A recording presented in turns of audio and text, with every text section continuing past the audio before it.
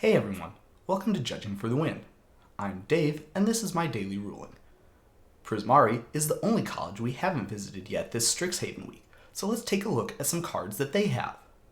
Amy casts Teach by Example, and then Creative Outburst. Nick uses Divide by Zero against the copy that Amy created. Can Amy discard the copy to make a treasure token?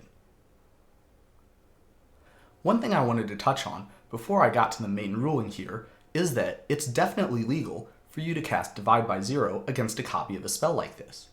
In general, when you copy a spell, you're copying everything about that spell, including its mana cost, and therefore its mana value.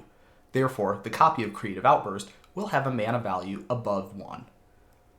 Also, if you have a spell with X in its mana cost, usually X will not count towards the mana value of something. However, when a spell is on the stack, then the X counts for whatever value you picked for it.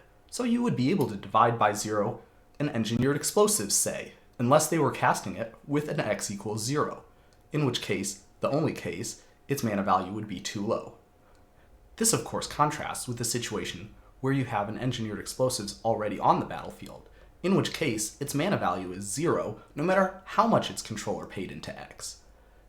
You won't be able to use Divide by Zero to return an engineered explosives that's already on the battlefield to its owner's hand. So now let's get back to our main event here. What will happen? Let's take a look at the exact sequence of events, starting with the resolution of Divide by Zero. First, the copy will be returned to Amy's hand. Then, after Nick learns, the Divide by Zero will be done resolving and be put into his graveyard. After that, and before Amy gets a chance to cast any spells or abilities, the game will perform state-based actions. And that's a problem for Amy because one of the state-based actions is that any copies of a spell in a zone other than the stack will cease to exist. So, at that point, the copy of Creative Outburst will vanish from Amy's hand, and she won't be able to activate any abilities involving discarding that copy.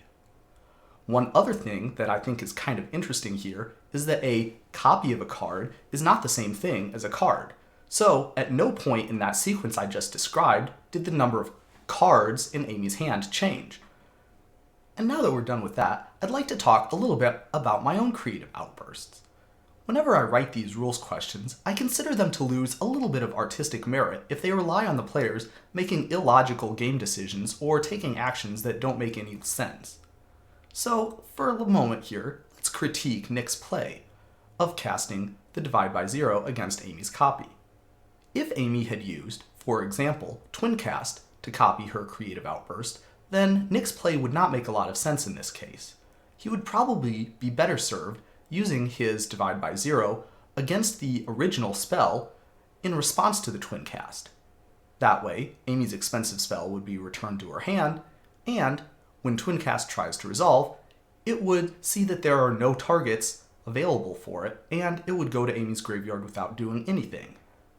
Of course, in the situation as described, Nick doesn't have that luxury, and so this is probably about the best that he can do.